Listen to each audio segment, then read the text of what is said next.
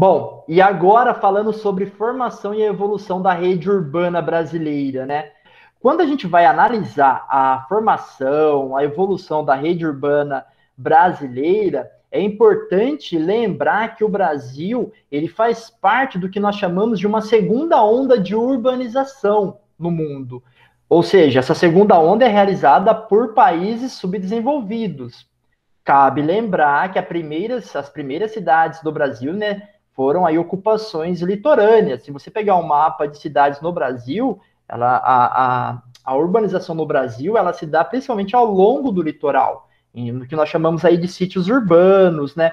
Ou seja, aparecendo cidades, né, ou a constituição de cidades ao longo do litoral, nos fortes, mas também nas redes hidrográficas, ao longo dos rios. São Paulo, por exemplo, é fundado aí numa planície, né, numa bacia, vamos colocar assim, banhada ali por dois principais rios, né, do estado de São Paulo, mas sobretudo o rio Tietê. Então você tem esses sítios urbanos, né, próximo à água ou próximo ao litoral no primeiro momento. Então essa segunda onda de urbanização, galera, ela se dá aí nos países subdesenvolvidos no século XX.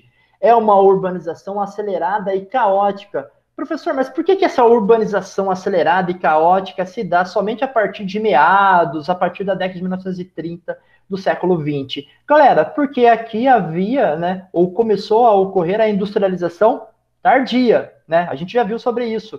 Com a industrialização tardia, né, nas cidades, começa a ter uma atração de pessoas para as áreas urbanas. E lembrar que isso começa ali com a Era Vargas. A partir desse momento, como o gráfico mostra aqui para vocês, a população na área urbana ela começa a aumentar e a população na área rural começa a diminuir. Muitas pessoas vêm para as cidades, né, atraídas agora para essa nova ocupação no mercado de trabalho, nas indústrias. Lembrar que a indústria chega no campo através da mecanização do campo e também da concentração fundiária. O que seria isso, galera? Um grande proprietário de terra acaba comprando mais terra e expulsando o pequeno proprietário, esse pequeno proprietário vai para outras cidades, tá bom? A gente já vai falar sobre isso. Lembrar que também nas cidades, além da indústria, tem uma demanda por empregos e serviços, né? Por empregos em serviços de comércio, de bancos, escolas, hospitais, administração, enfim, para além da indústria, toda uma gama de outros serviços que a cidade oferece. Lembrar que essa migração do campo para a cidade, em função desses fatores, né, mecanização do campo, concentração fundiária, atração das cidades para a indústria, mas também para a área de serviços, né, comércio e bancos, a gente chama esse processo de migração de êxodo rural. Simples, né, galera? Tranquilo isso. Aperta onde está o professor, aí vai aparecer. Isso, aperta onde está eu, aí vai aparecer. Troço. Ai, meu Deus do céu. Galera, formação da rede urbana brasileira, né? Ela foi caótica. Hoje, quase ou mais de 85% da população, na verdade, já mora aí em áreas urbanas, tá bom? A gente já tem aí um grande número de pessoas morando em áreas urbanas. Percebam que aqui no dado eu coloco 84,72%, no gráfico aqui na imagem, né, já mostra 85%, né? Então já é superior a 85%, tá bom? A maior parte da população já mora em áreas urbanas. Essas áreas urbanas, a gente tem vários tipos de cidades, mas a gente também tem o que nós chamamos de cidades inchadas, né? O que seria isso, galera? É quando tem um crescimento populacional tão grande que ele supera a capacidade da cidade de oferecer infraestrutura, né? E isso acaba comprometendo a qualidade de vida dos cidadãos, né, dessa cidade. O que seriam esses problemas, galera, gerado por esse crescimento das cidades, né, por essas cidades inchadas? Problemas de moradia, favelização, mobilidade urbana, né, a questão do transporte público caótico, saneamento básico precário, a violência, o desemprego, são exemplos de problemas urbanos que nós iremos trabalhar na próxima aula. Tranquilo? Mas eu trouxe aqui um exemplo disso, né? São Paulo, Paraisópolis, do lado do bairro do Morumbi, né? Então mostra um pouco essa dicotomia, né? em função desse rápido crescimento. Ao mesmo tempo que eu tenho uma cidade que abriga uma parcela da população, a outra grande parte que é abrigada fica sem as condições de infraestruturas básicas para ter uma boa qualidade de vida, tá bom? Pensando em redes e hierarquias urbanas brasileiras, galera, a gente pode pensar de um esquema clássico tradicional, que é esse modelo que no vídeo está aparecendo à esquerda para vocês, né? O esquema clássico tradicional fala o quê, galera? Se eu moro numa vila, para conseguir um determinado item, eu tenho que ir até a cidade local, ou até o centro regional, ou até a metrópole regional, ou até a metrópole nacional. O que significa isso? As relações seguem, então, uma hierarquia crescente sob a influência de centros urbanos. Então, para eu precisar de algo mais sofisticado, um serviço, também eu acabo precisando ir para outros centros urbanos que são superiores. Então, a hierarquia ela é destacada, né, a partir da submissão das cidades menores às grandes cidades. Fica assim essa hierarquia no esquema tradicional clássico aí. No esquema atual já muda, galera. Por quê? Agora eu tenho a vila, que pode ficar um pouco isolada, mas a cidade local ela pode também ter um processo de relação direto com uma metrópole nacional. Por quê?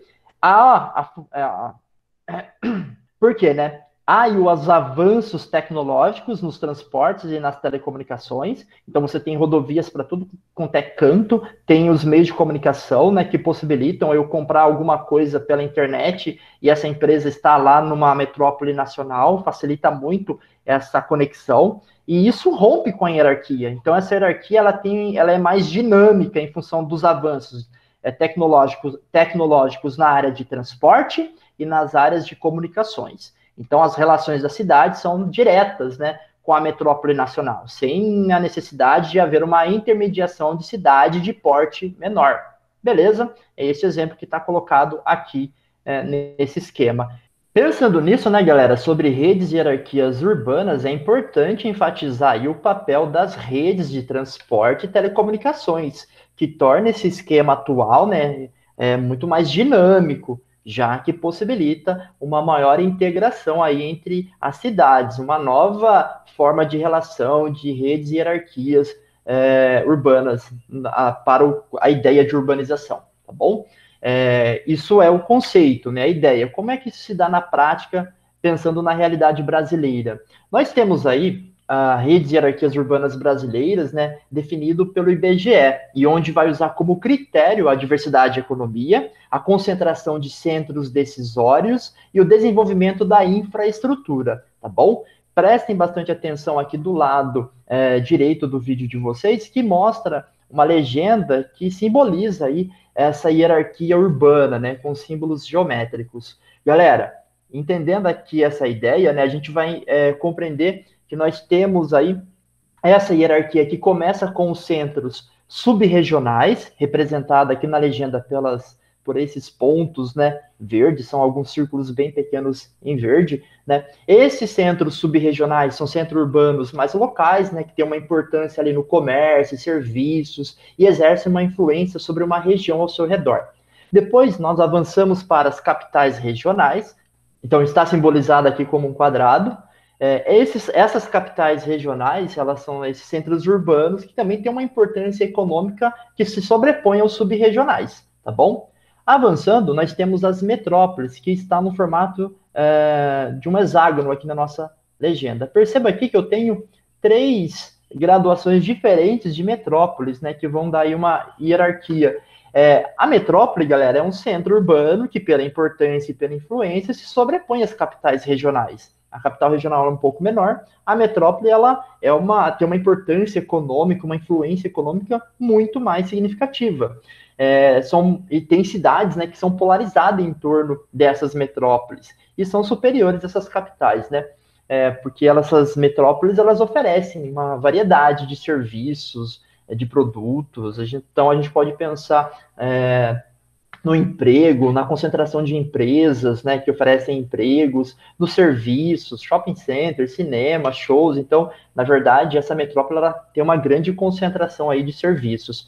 Temos as metrópoles nacionais, que são centros urbanos que, pela importância e pela influência, se sobrepõem às metrópoles, e são cidades que concentram as indústrias e serviços especializados e desempenham função de âmbito nacional e internacional. Se a gente pensar, por exemplo, no Brasil, Rio de Janeiro é uma metrópole nacional, e temos ali a sede da Petrobras, que toma decisões que influenciam o território como um todo, além de outras empresas, né? Se a gente pensar em telecomunicações, por exemplo, né? Nós temos uma importante rede de televisão que tem como sede o Rio de Janeiro.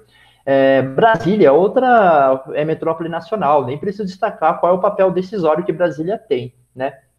E temos aí as grandes metrópoles nacionais, ou a grande metrópole nacional, sendo mais correto, né?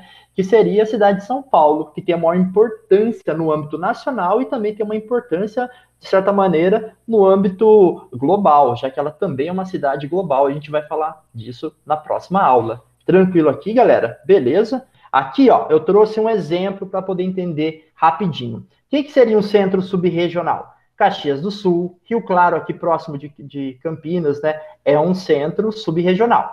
O que é uma capital regional, galera? Capital Campo Grande, Ribeirão Preto, Rio Branco, lá no Acre, seriam aí capitais regionais. Campinas, até semana retrasada, estava aqui em capitais regionais. A partir de semana passada, ela passou a ser incorporada em metrópole pelo IBGE.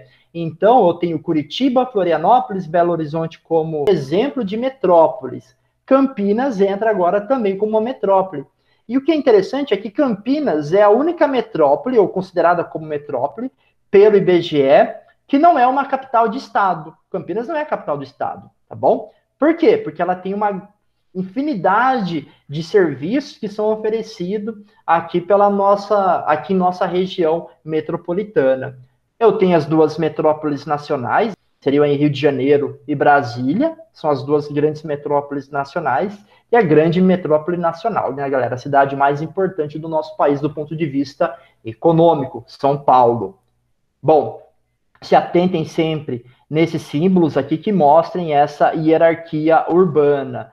Caminhando aqui, semana passada o IBGE lançou esse mapa. O que é essa rede urbana? É esse mapa que vocês estão vendo aí. São as ligações entre as cidades.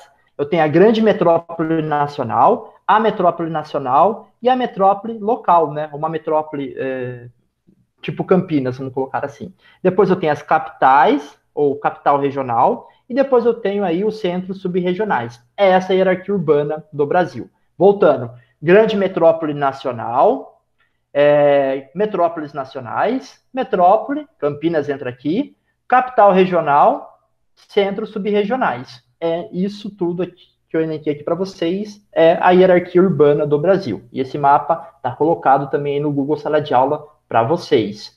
Campinas, em 2007, ela era uma capital regional e era simbolizado por esse quadradinho aqui, né? Hoje, Campinas tem esse formato de pentágono e mostra as conexões externas de Campinas, né? Então, olha o texto que eu trouxe aqui para vocês. Campinas é a única metrópole que não é capital estadual. E isso ocorre devido ao alto dinamismo empresarial existente, tanto no núcleo quanto na área de influência, né? Pensar que Hortolândia, Montemor, Sumaré são áreas de influência de Campinas, bem como ao porte demográfico. Galera, toda essa região que conecta Campinas tem mais de 4 milhões de habitantes.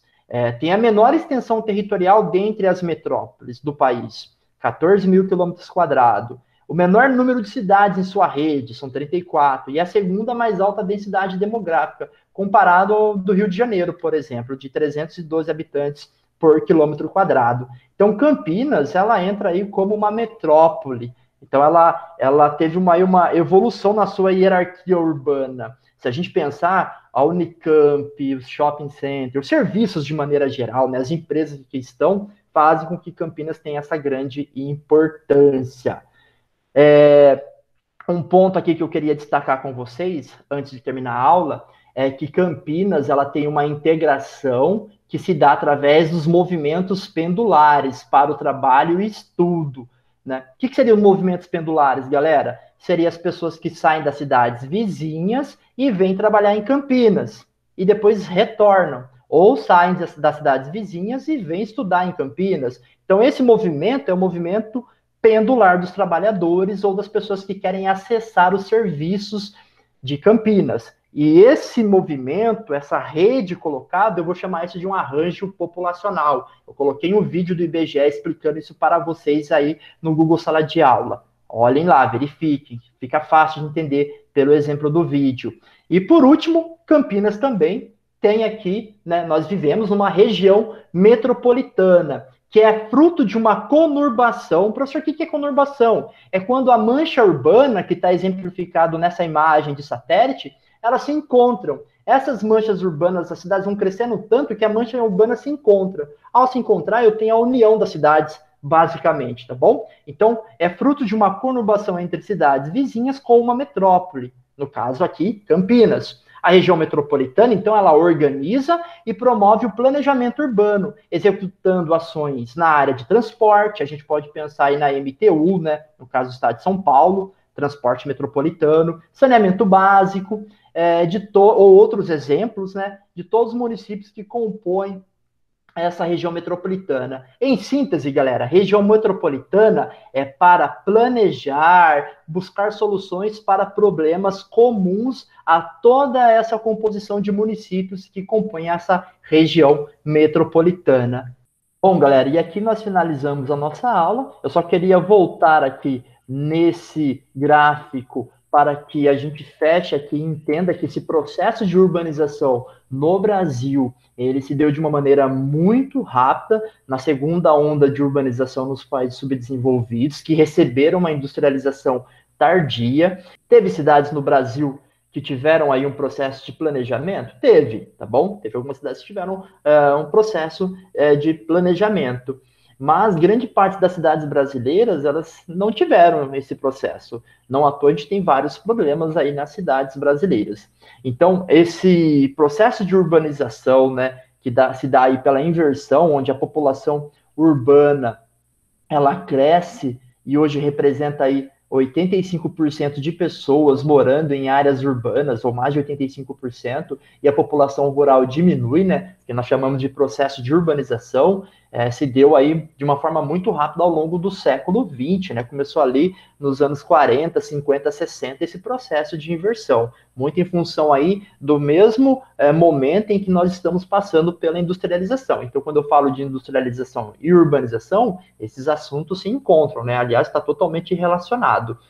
E sem falar, claro, também da questão do campo no Brasil, que muda também, né? Que também passou por um processo aí de modernização, o que, de certa maneira, significou a expulsão da população das áreas rurais e essas populações foram para áreas urbanas. Na próxima aula, então, falaremos sobre os problemas desencadeados em função desse processo de urbanização e também sobre a importância aí da nossa metrópole global, que é São Paulo. Beleza, galera? Até a próxima aula.